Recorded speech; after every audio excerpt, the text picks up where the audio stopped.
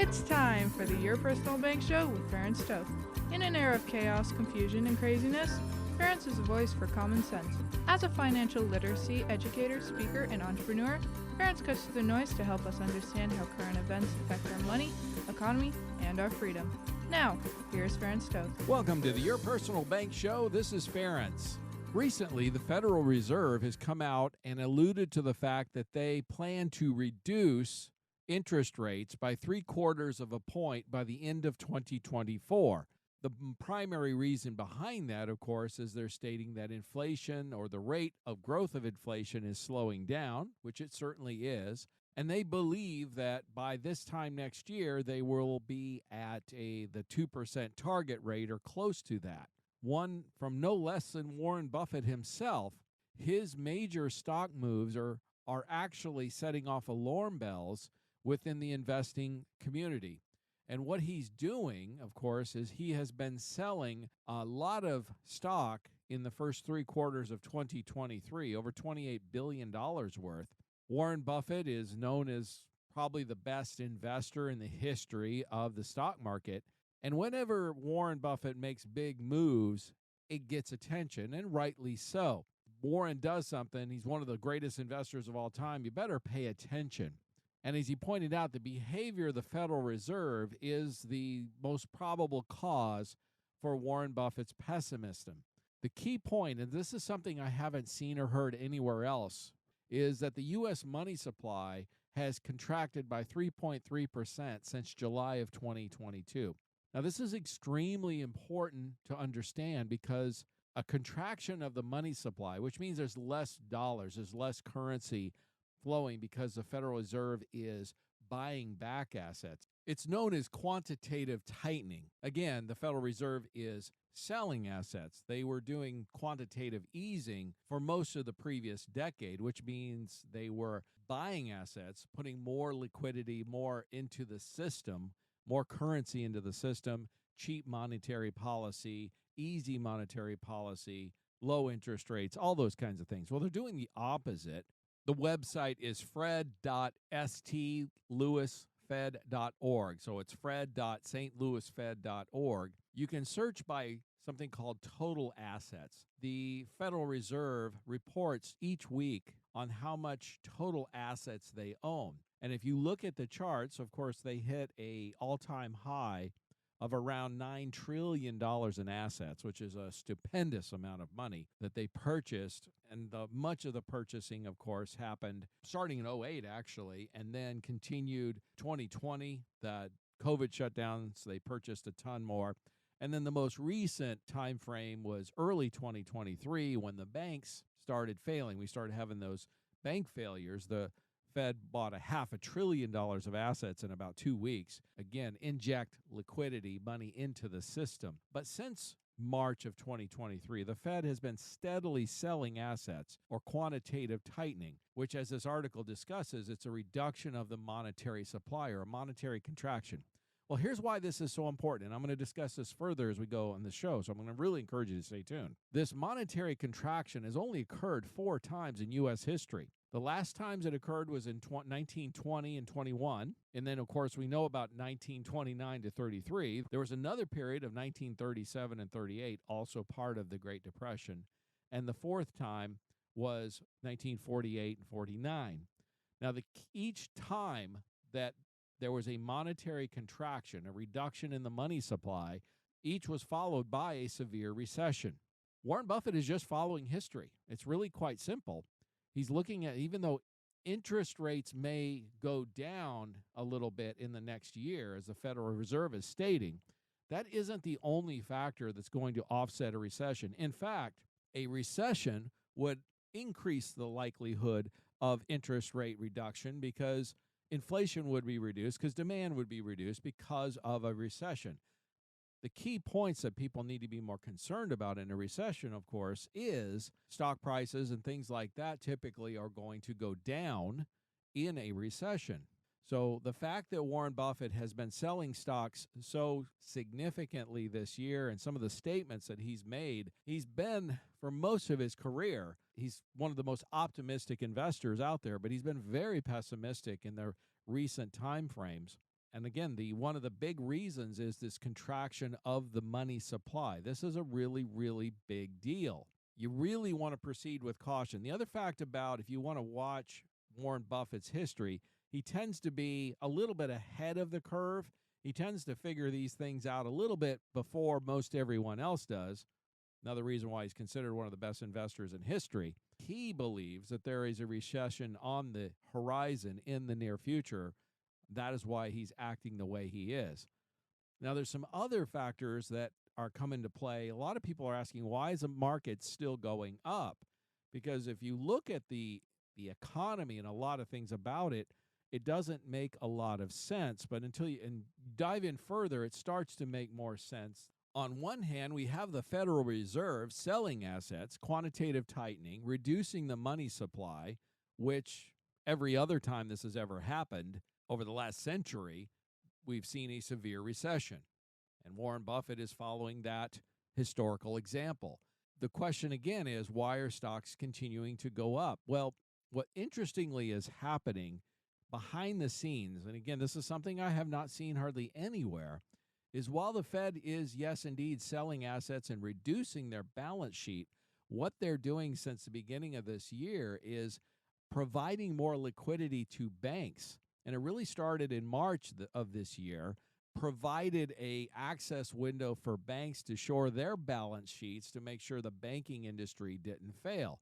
So we had three major banks, Silicon Valley Bank, I believe, being the first of those, failing, and the Federal Reserve stepping in to prevent that from cascading to many more banks. The Fed has withdrawn about $1 trillion, or I should say, in the past year, has sold about $1 trillion of assets. That's significant. That's quantitative tightening, like I discussed earlier, with a reduction of the money supply. But at the same time, they've increased the amount of reserves, monies available for banks, by about half that, or about $500 billion. So in other words, there's a lot of banks out there that have more cash than ever because of the Federal Reserve providing this liquidity to them. And understand, many of these large banks are big investors in the stock market. They're big buyers in this. And so Wall Street has taken notice of this. And so this extra liquidity that the Federal Reserve has been providing to banks, a lot of that has gone into the markets. How long will that continue? That's really hard to say. And that's unfortunately far more difficult to track unless you know somebody in the banking industry. I have a little bit of inside knowledge on that because of some contacts I have in the banking industry, being a former bank chairman of the board of a bank. Unless you have that type of connection, it's going to be really hard to find that. It's not like public knowledge. Again, the effect is, the net effect is, interestingly, yes, the Fed is selling their assets, but again, providing it to banks, which then they're indirectly being big buyers of stocks and such and securities and et cetera. That's been a big part of what's really buoyed the markets in 2023. The other part of it was, and I've stated this in previous shows, and by the way, if you missed it, go to yourpersonalbank.com. You can listen to this or any of the previously recorded shows. But one of the big reasons why the markets have been buoyed so much is corporate profits have been up, largely because there were still a lot of COVID relief funds that were in consumers' pockets, savings, whatever they receive PPP funds from their businesses or whatever they made, extra monies they still had saved from the federal government helicoptering trillions of dollars into the system. That is quickly running out, and the consumer is getting under some real budget constraining situation. So that, of course, has driven the markets because Americans' consumer this past year has been the lone bright spot, frankly, in the economy. They're 2/3 of GDP. They have been purchasing a lot, and some other reasons are, again, they had extra savings still left over. And secondly, because when they saw the high inflation that really particularly hit last summer, if you were looking to purchase an item, particularly a bigger ticket item, let's say, you pretty much understood that if you were waited to purchase that, it was probably going to be higher in the future because of inflation. So a lot of people purchased items maybe a little sooner than they would have because they understood the cost was going to go up in the future. So there was a lot of extra buying that happened, and all this extra buying, of course, helped corporate profits, which made the numbers look good. which corporate profits pushes stock prices up in general. So there was that effect. That effect is running out. All the statistics show that. Consumer purchasing has definitely started to decline. Walmart and many other companies have come out and stated this type of stuff. The other factor that shows economic challenges ahead is GO, or general output. That has been down, flat or down, and the manufacturing side of things have been down now for quite a bit of time, like 8-9%, in fact. So those are leading economic indicators that generally show us in recession is ahead of us.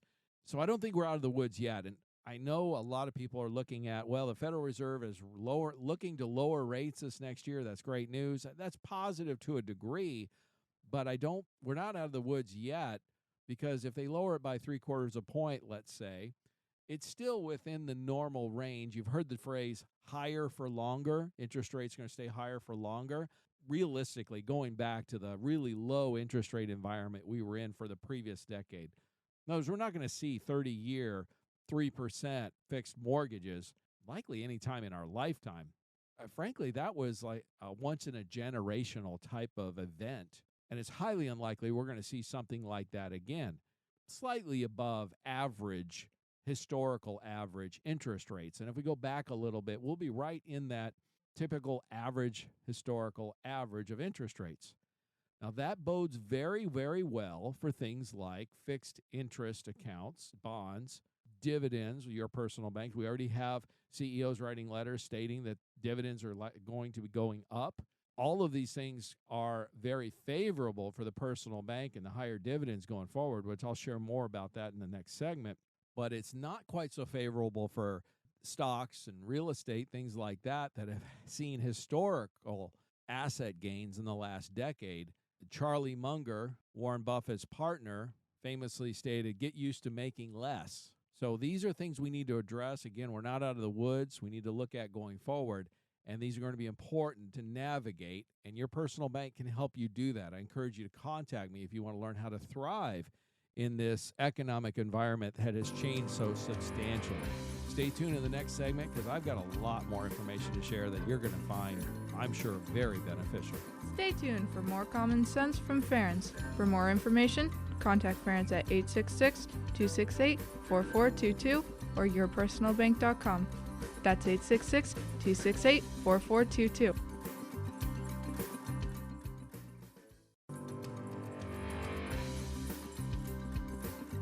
Welcome back to the Your Personal Bank Show with Ferenc Toth. Want more information? Contact Ferenc at 866-268-4422 or yourpersonalbank.com. That's 866-268-4422. Now back to the show with Ferenc Toth. Welcome back to the Your Personal Bank Show. This is Ferenc. And another factor, as I was sharing in the first segment, the higher for longer, the interest rate environment where we're going to see higher interest rates than we've seen in the past decade, certainly. Another factor of that, the classic 60-40 portfolio, at least Vanguard is stating, is back. And not only that, it says bonds are expected to shine for the foreseeable future. And the reason behind it, again, is quite simple. Bonds are highly interest rate sensitive, and they were really suffered. Bonds suffer with that really low interest rate environment. So a lot of people in the industry and Wall Street were saying that the 60-40 portfolio is dead, and then it's alive and well, and that kind of thing. Well, it appears to be back for the long haul, as Vanguard states. Again, this is very positive for anybody who's looking at the personal bank situation or looking at dividends or bond returns or fixed interest returns. The most obvious example most people have immediately seen is the interest rate you earn in the bank is far higher than it was a year or two ago. I mean, it wasn't that long ago you couldn't find a 1% return in a bank investment, a CD or anything for that matter. Now they're in 4% plus. That's a quadrupling increase. You're seeing the same thing with bonds being double or more returns. And again, insurance companies invest heavily in these, and you can get higher dividends, and that we'll see higher dividends very likely, like they're stating here, Vanguard is stating, for the next 5 to 10 year time frame. And that's one of the things I've been sharing with my clients is, hey, we couldn't be in a better position with the personal bank dividends than we are right now because of the interest rate environment and the higher for longer than it's been for sure before, even if, again, it goes back a little bit, still higher than it was before, which means the returns, the profits, it's more profitable. The dividends or profits of the company, it's higher. And if you want an insured, guaranteed, and tax-free return that's increasing for the next 5 to 10 years, according to Vanguard, it certainly is worth looking into. Again, my other issue, I've been stating this repeatedly, the other big risk that I see in the horizon is taxes. There's going to be a lot of pressure on the federal government to raise taxes, especially as the interest on the debt continues to increase. We'll talk about that a little bit further. They're going to have to raise more revenues. Now, I'm not saying raising taxes is a great idea to raise revenues, but there's certainly going to be a lot of pressure to do so politically because they're going to have to raise revenues. A tax-free investment, they can double the tax rates. 2 times 0 is still 0. So to have a strategy to protect a portion of your money, a portion of your portfolio from future tax risk, I believe is going to become vitally important, even more so than maybe returns. Obviously, as I've been stating, higher for longer interest rates means higher dividends for longer. According to Vanguard themselves, likely for the next 5 to 10 years. We expect increasing dividends for the next 5 to 10 years. Would you want to see your money in an increasing return asset for the next 5 to 10 years or not? You want something that has guarantees so you can reduce some of your market risk, so you can protect some of that money from that risk and see an increasing return on your money over time. Also, shield it from that potential future tax risk. The increasing of the taxes that is very likely, again, a lot of pressure. Here's the facts. I stated this to a new client literally today, and the question I asked was simple. Can you tell me what the tax rates are going to be 5 years from now or 10 years from now? And the answer is, of course, no. It's impossible to predict the future. No one knows. The likelihood, of course, with the federal debt is higher. Therefore, protecting yourself from that, at least a portion of your money, creating a tax-free bucket of money just makes logical sense. If nothing else, it gives you options. If you have a taxable bucket, whether it's IRAs, 401ks, those type of investments, qualified plans or not, or it's just a typical account where, the gains are taxable, versus having a bucket of money where it's completely and totally income tax-free, well, you have options now, don't you? And you can choose, let's say, to supplement retirement, you can choose which bucket, to a degree, how much you can pull from each bucket. Having options is the key. I always believe having more options is always better. American Dream, as this article has pointed out, there's 5 things that the costs just are getting out of reach for many people. And the first one of those, of course, is home ownership. And it's really sad because that's been a cornerstone of the middle-class dream for decades. But again, as we all know, housing prices have skyrocketed outpacing way beyond income growth, and is now beyond the reach of a typical middle-class family. Higher education is another one of those things that has become so cost prohibitive that many families have not or will not be able to afford. Healthcare is also becoming more and more of an issue because insurance costs have gone way up. Retirement savings, the amount of, I can say this firsthand, the number of people who have adequate retirement savings is definitely dwindling from when I started 25 years ago. I've seen a steady reduction in that, and particularly in the last few years, it's accelerated. Leisure time, vacations, things like that are becoming harder and harder to pay for. So these are things that the middle class, which has traditionally been seen as the backbone of the economy, is really struggling. The American dream is really under attack. It's really, it's on life support, if you will, for many people. These things can be addressed. These things can be fixed. I mean, financial literacy is one of those things. There's political things that need to be done. There's financial things that need to be done on a government basis, but there are things that an individual can do.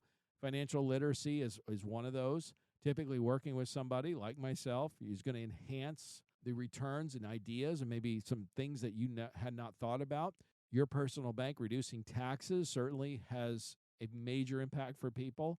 Creating positive arbitrage, that's one of those things where, as we've stated all this so many times, your personal bank is not that complicated. And I share it all the time, and I can do it here in like a minute. We literally set up a high cash value policy to earn dividends. We want to grow our money. It's not like the typical policy that most people think of where you want a death benefit protection, the least amount of money, get the biggest death benefit. It's the opposite of that. We want to maximize the cash. We want to maximize our returns. And as I stated in the last segment or earlier, Vanguard is stating they predict interest rates going to be going up or bonds and returns being on an increasing incline for the next 5 to 10 years. And that means dividends will be increasing for the next 5 to 10 years. So not only is your money going to grow, but it's probably going to grow at an increasing rate over the next 5 to 10 years. That's great news. Insured, with guarantees, tax-free. So your money's growing and growing safely. Here's the other last thing about that. Tax-free is a big deal. If you take the average American, say, getting charged around 25% tax bracket with federal and state, a 6% dividend, for example, for that person means you need an investment that's going to earn about 8% before tax to be equivalent. An 8% return today is not the most common thing out there. Let's face it. Let's be real. And that's just to break even to a 6% tax-free return. Again, something that is increasing in future years, most likely the next 5 to 10 years, according to Vanguard. So my point is, this is a significant return on your money. If you just wanted to let it sit there and grow and go, you don't have to worry about it. You don't have to fret about it. It's guaranteed. It's tax-free, all that fun stuff. That's great. And it's highly liquid. That's the other key point. You have access to your money. Here's another major mistake I see financially people make. They get into a bind, a financial bind for whatever reason. And because most of their monies are tied up into investments that have significant penalty or tax penalties, if they access it, when they need the money because of a income loss or a medical situation or whatever, they take a severe hit at the worst time financially. Here, having 60 to 90% of your money liquid day one and 100% liquid within a few years, it prevents that hit and the penalties and the taxes and all that you get hit with during that financial challenge, that financially challenging time you may have. And then the next step is, how do you access the money? Well, I'm going to share with you in the next segment because we're coming up on a hard break, but it's really quite simple. So I'm going to encourage you to stay tuned and not miss it. Stay tuned for more common sense from Ferenc. For more information, contact Ferenc at 866-268-4422 or yourpersonalbank.com. That's 866-268-4422.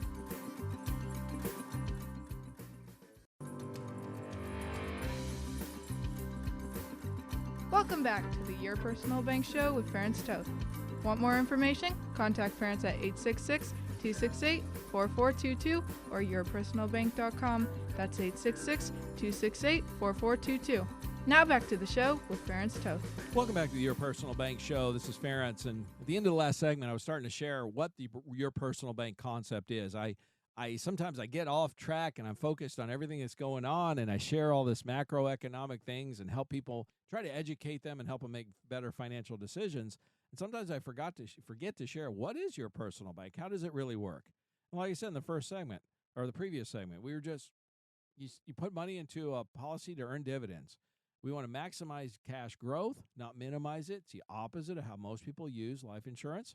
It's totally the difference of what most people are familiar with. This is what institutional investors, banks, and et cetera use commonly and have for decades and decades. We want to grow our money, and for example, a 6% tax-free return is equivalent to an 8% before tax return on a typical investment for the average American. If you're in a 25% tax bracket, you got to make 8% to get 6% after tax, don't you? So 6% tax-free is pretty darn good, especially when you consider it has guarantees, all right, on top of it, so you don't have to worry about it. Also, when you realize it's highly liquid, 60 to 90% liquid day one, any emergencies or opportunities that present themselves, you can take advantage of. You don't get hurt when you have an emergency where you have to pay penalties or taxes or whatever to get to your money. You can just get to your money. Also, if opportunities present themselves, and here's the thing, if we do go into a hard recession, like Warren Buffett seems to think is going to happen based on his actions, and many, many other economists are predicting, well, if that does happen, opportunities are going to present yourself. If your money is accessible and liquid, you can pull the trigger and take advantage of those opportunities, which, by the way, folks, that's when real wealth is typically built. That's when you see the opportunities. You're not buying at the top, you're buying at a low point, and you're getting the benefit of that. But the second step of it is you can access the funds, and this is where it gets really powerful and really interesting. Typically, you access it through a bank line of credit. We use the cash on the policy as collateral for the loan. And in most cases, and it has for the last, 43 years, you earn more in dividends than you get charged in interest. You get to keep the difference. The historical average is 2 to 3%. We're a little less than that right now because of the aggressive increase of interest rates with the Federal Reserve, but it's already starting to settle itself out. Let's just say you even made 1% positive arbitrage, again, on money you spent. Remember, when you access the funds, typically, again, through a bank line of credit, if you put the money in the insurance policy to earn dividends, and then you access the funds through the bank line, where are you getting the money from? The insurance company or the bank? The answer is the bank. Therefore, the money's still in the insurance company, still earning full dividends, isn't it? You can also do it directly with an insurance company. I can show you how to do that too. But my point is, you're still earning dividends on the gross cash, the gross amount of money you have there. You can borrow a portion of that, again, 60 to 90% day one. So you have high liquidity, 100% liquidity within a few years. You'll get charge interest, yes, but again, the interest is less than the dividends you're earning. You're earning more than you're getting charged. You're keeping the difference. The best analogy I could give you, I share this all the time with folks. Real estate investors understand this. Let's assume for a minute that you bought a property, a real piece of real estate, long-term buy and hold, and you want to rent it out. Let's say you got a mortgage against that property, and again, you rented it out. As long as your mortgage and expenses were less than the rent you charged, in other words, you're earning more in rents than you are expenses, you get to keep the difference, right? Or known as positive cash flow. Obviously, people have built wealth for centuries that way. It's probably one of the most common ways to build wealth is through positive cash flow. We're doing the same thing with money. You're earning dividends on the money. You're using that money as collateral, just like you would with a property, with real estate. When you borrow against it, the equity in the property is the collateral, right? You borrow against it, you earn more in dividends, and you get charged in interest. You keep the difference, which is positive cash flow. You can do that on money. The beauty is, real estate investing isn't for everyone. You don't have to fix any toilets. You don't have to deal with any renters or any of those kinds of things. And many folks, that appeals to them. You start to understand why many institutional investors love this, because they can earn interest on money you spent. And here's the kicker. Here's the key. If you get this, you understand the whole point, the whole idea I'm trying to share on this and every show just about I ever do. And that is that positive cash flow, that positive arbitrage, the difference of what you keep, or earn, what you get paid in dividends minus what you get charged in interest. The difference is on money that you have spent. If you understand that key point, you get the whole deal. You understand how it works. Obviously, if you leave the money in the account, it's going to earn dividends, and it's going to grow. Like I said, insured with guarantees, tax-free. It's just going to grow like any investment out there would grow. The money's just going to grow as you leave it there. The key difference here is the ability to access it and still earn some interest on your money. By doing that, it's not just this year. If you access money from it now and you never pay it back, and there's no requirement to do so, by the way, folks.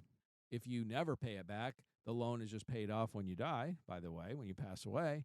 The reality is the interest you earn, the positive cash flow that you earn is each and every year. So you don't just earn it 1 year, it's every year.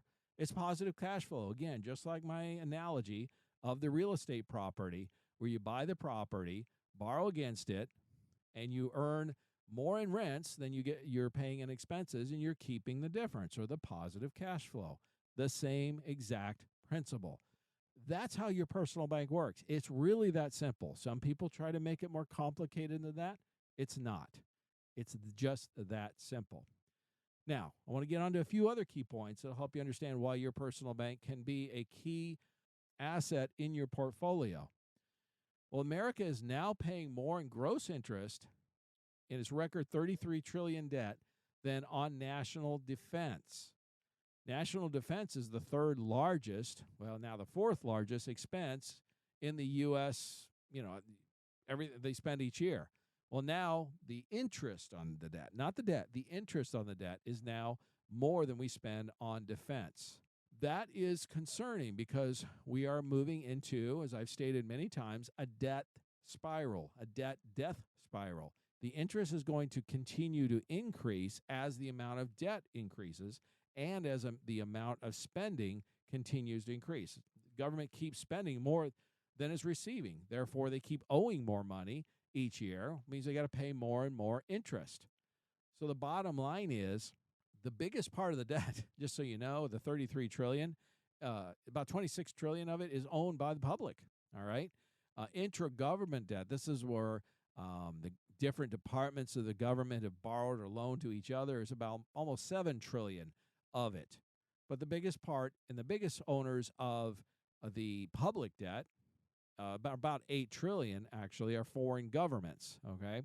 So there we have a number of foreign governments that own a lot of this debt, and the Federal Reserve holds about 20% of it, just so you know. So it's intergovernment, it's other governments, all right? It's the Federal Reserve. These are the entities that own the debt and are earning the interest that the federal government is paying. Where do those interest payments come from? Well, obviously from our tax revenues. Last year, from 2022, for example, the federal government brought in $4.4 trillion in revenues. They spent $6.1 trillion spending, which means they spent $1.7 trillion more than they brought in. They are now spending over $1 trillion per year just on interest on the debt. You're bringing in $4.4 trillion in revenues, tax revenues, and $1 trillion of that, almost 25% of that, is going to interest payments. Now think about that a minute. And here's where it gets really bad. That interest payment, the $1 trillion a year of interest, has now doubled in the last 19 months. 19 months ago, it was only $500 billion. $500 billion is bad enough. But when you go to a situation where, say, about, 10, 12% of your revenues is debt, you can handle that. When it doubles and you're getting upwards of 25% of your gross revenues is just interest, what does your financial situation start to look like? It starts to get ugly. And by the way, it doesn't slow down. It accelerates. In other words, the government's going to start spending $2 trillion a year on interest pretty soon because it only took them 19 months. Now, part of the reason why it took 19 months certainly was because the interest rates went up significantly from where they were, say, a couple of years ago. That did amplify or increase significantly the amount of interest.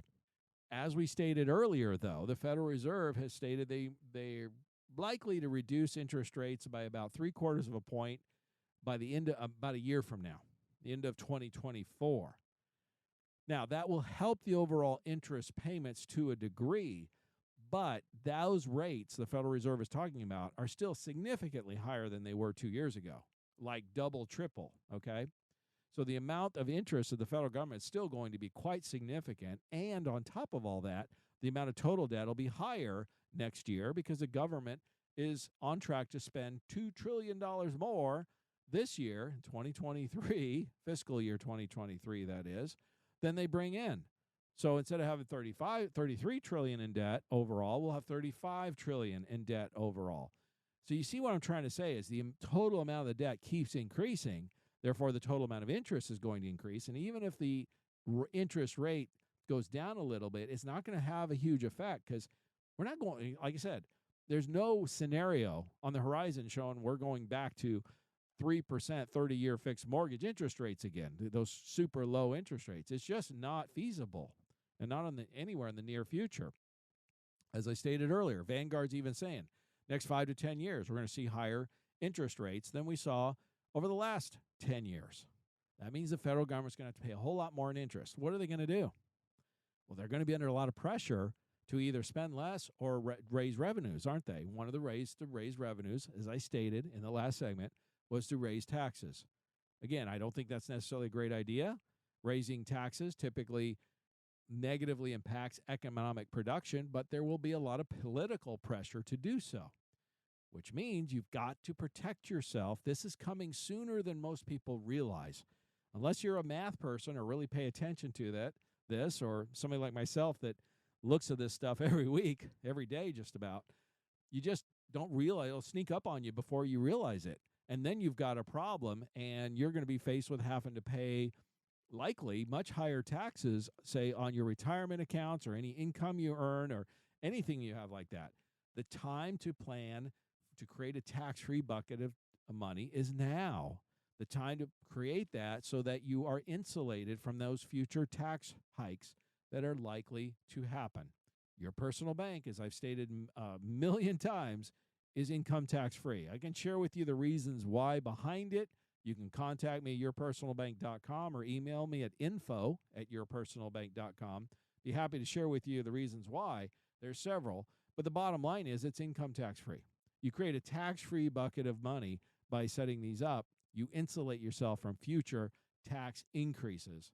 Again, more likely than not going to happen, as the federal government will be under increased pressure to raise revenues to just pay the interest on the debt. That they have to pay, folks. They have to pay the interest on the debt, or then you start talking about things like defaults where things get really ugly economically, okay?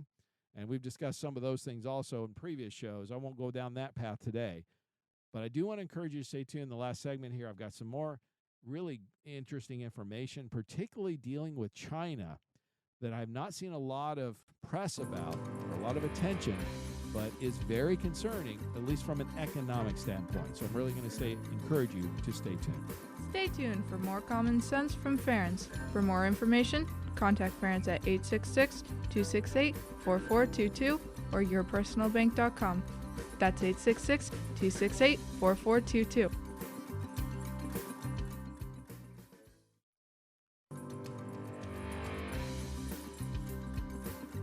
Welcome back to the Your Personal Bank Show with Ferenc Toth. Want more information? Contact Ferenc at 866-268-4422 or yourpersonalbank.com. That's 866-268-4422. Now back to the show with Ferenc Toth. Welcome back to the Your Personal Bank Show. This is Ferenc. Before I get to China, one last thing I need to share. I find this very interesting. It's no secret California has spent far more money than they need to. But because so many of the wealthy taxpayers have now fled California because they just keep they have some of the highest taxes in the country, the deficit that was predicted for California this year has increased fivefold.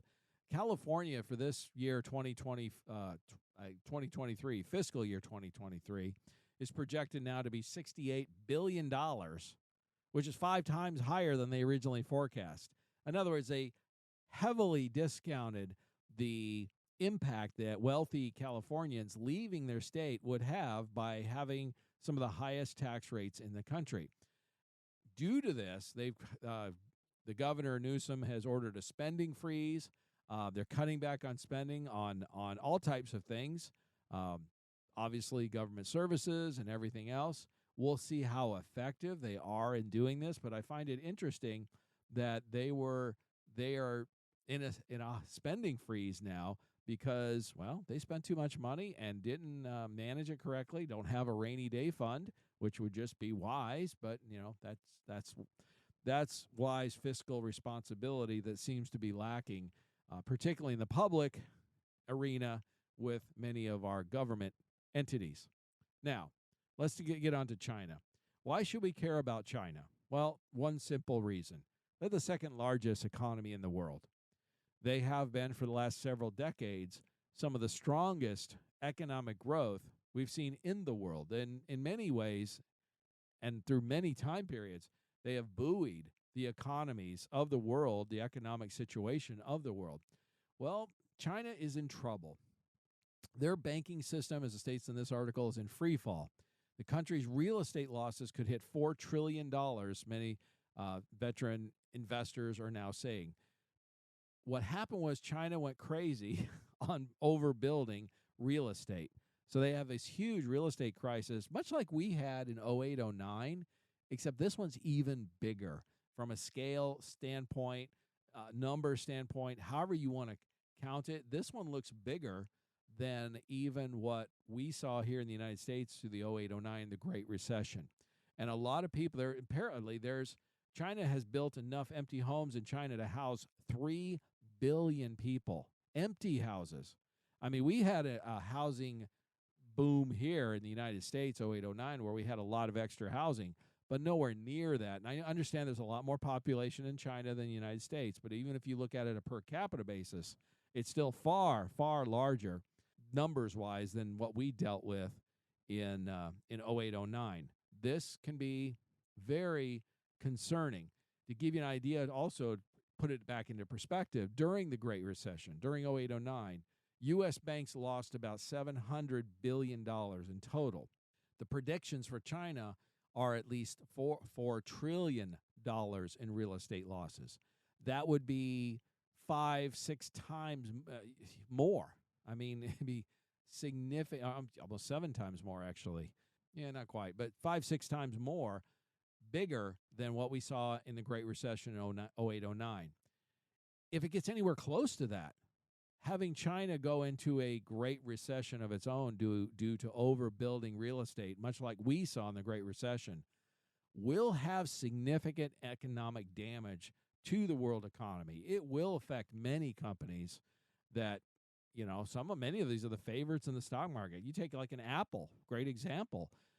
Much of their business, and they're not the only ones by any stretch, a majority of their business comes from China. If China goes into a Great Recession, deflationary cycle, as they're talking about, with some financial collapse, that is going to impact many of these companies that are, yes, based in the U.S., but do a majority of their business outside of the U.S. It's going to have a significant impact. So that's why you should pay attention. And I would say be very cautious with any company that does a lot of business in China. Here's another article. China economy on brink of vicious loop, threatening Beijing with financial collapse. Again, the same type of thing going on, much of the same problems that we saw in the Great Recession. Now, they have a deflationary problem. Now, in some respects, that can be good for the U.S. because we've been dealing with inflation, higher interest rates with the Federal Reserve, but as I've stated before, thanks to our government spending and them having to buy bonds, or sell bonds, I should say, and pay higher interest rates on those bonds to sell this bulk of bonds, this excess of bonds that the federal government keeps having to sell because they're spending so much, that's going to keep bond or interest rates pushed higher, at least interest rates on bonds, I should say, pushed higher, or even if the Federal Reserve does reduce interest rates, okay? But it will help in some degree, and maybe in a significant degree, regarding inflation. For example, a simple one would be much of this oil demand, worldwide oil demand, has been from China growing so much. Well, if they stop growing and in fact go backwards, we're already seeing some of that, some reduction in oil demand. Middle East, Saudi Arabia has cut recently a million barrels a day, I believe, in production, yet the prices of oil have still gone down. And it's again because of China's economy slowing down and going into a deflationary trend. So I've got many more articles on this type of thing. It could go on and on. If you want more information on it, contact me at yourpersonalbank.com or email me at info@yourpersonalbank.com. Be happy to share with you some more information or send you some of the articles, that type of thing. But I do believe, as I stated at the beginning, first segment of this show, fact that our Federal Reserve has stated that they intend to reduce interest rates by 0.75 of a point by the end of 2024 is in general good news from an inflationary standpoint, and that is the primary reason why they're stating that they intend to do that, because they believe the worst of the inflation is over and it's going to continue to go down. China slowing down contributes to that, certainly. The prices, they've gone up so much, so fast over the last 3 years. Obviously, as prices continue to rise too fast, fewer people can afford those prices, so demand drops.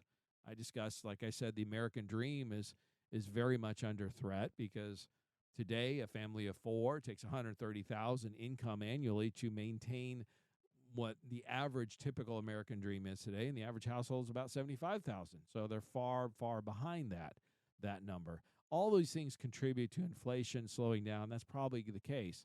We're not out of the woods yet. Don't allow the Federal Reserve, good news, and it is good news, to make you think that, oh my gosh, it's over, we're going to just cook along and things will be great again.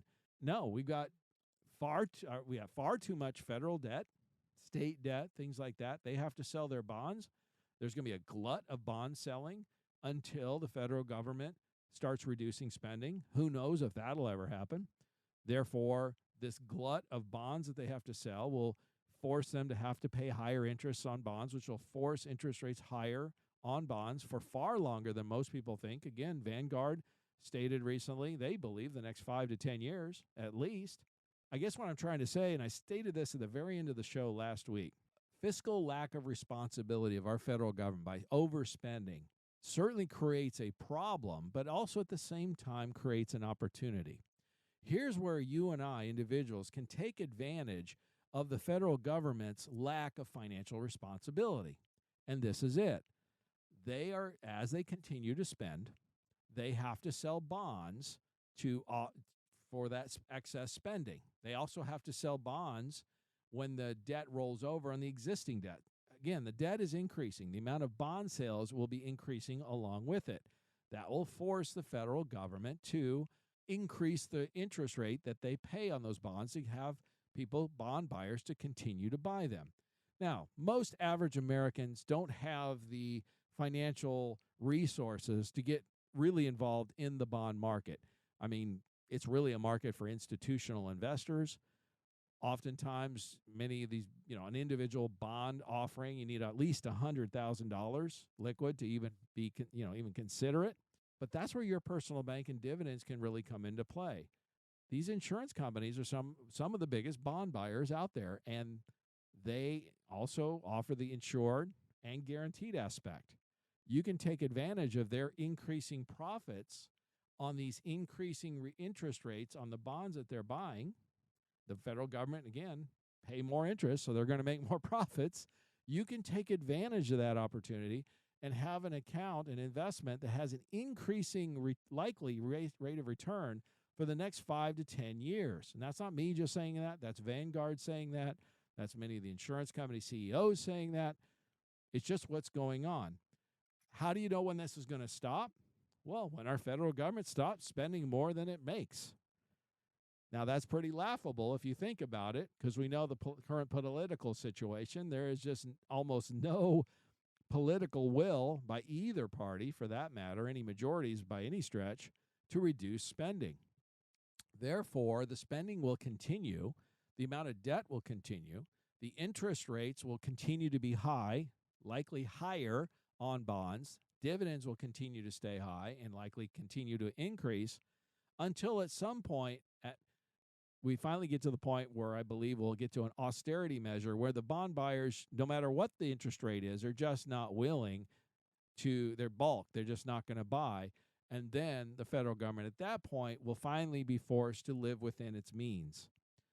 I believe, personally, my opinion, I get asked this all the time, I do not believe there's enough political will for politicians to cut back the spending that needs to happen. Understand, they're spending about 30% more per year as we speak than they earn, than they receive, and that is increasing. For them to balance the budget, all spending across the board would have to cut by about 30%. That is, frankly, political suicide at this point, and few, if any, politicians have the political will to make that happen. So it's going to be the bond buyers that'll ultimately force the issue. I believe we're still a number of years away from that, because as bad as our debt is, and it's about the same as our GDP, the government isn't broke. I mean, it did bring in $4.4 trillion in tax revenues last year, so it's not like it's going to go to zero. So when you get the doomsdayers that say, oh, everything's going to fall apart, well, things can get ugly and more economic chaos. I agree with that, but I don't believe it's going to go to total chaos, because the government still makes money. It made $4.4 trillion last year in tax revenues.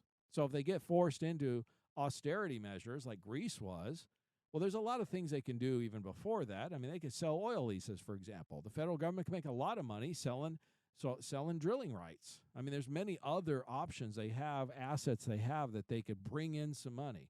Again, they can raise revenues a number of ways by increasing taxes, increasing fees. They can do increasing tariffs. Again, those you can argue that they can be detrimental in the long run, but you see what I'm trying to say. They have a lot of different things they can do to try to continue to raise revenue, which is what I believe they're going to do, because they don't want to cut back spending, do they? Because that'll cut their power. Again, you can take advantage of that opportunity, their desire to maintain control of this power and keep getting increasing returns until they finally are forced to live within their means. And at that point, when that finally happens, you have a nice tax-free account that's got a bunch of money in it, insured, guaranteed, tax-free, be in a pretty decent situation, and the dollar would then be worth more, wouldn't it, if the government stopped spending more than it made? So ultimately, in the long run, it would be good news. As always, I'm going to encourage you to stay tuned. Next week, Your Personal Bank Show, I'm going to have I believe, a really nice Christmas message for next week, and then I'm going to share my New Year's message, goal-setting message the week after that. It's been one of the most popular shows I've done for years now, and as long as it's on our money, in God we trust. Listen Tuesdays at noon and Saturdays at 1 to the Your Personal Bank Show for more information. Contact Ferenc at 866-268-4422 or yourpersonalbank.com. That's 866-268-4422. This show is designed to provide accurate and authoritative information. The presenter and guests of this program do not engage in legal, accounting, or tax advice. Professional advice regarding your situation should be sought if required. Some products discussed may have limitations and not be available in all states. Excessive unpaid loans may affect performance. Distributions may become taxable if not managed properly. Replacements may not be suitable for everyone. There may be charges when replacing coverage. Dividend rates and bank line of credit rates may change. For current rates, contact Ferenc at 866-268-4422 or yourpersonalbank.com. Again, that's 866-268-4422 or yourpersonalbank.com.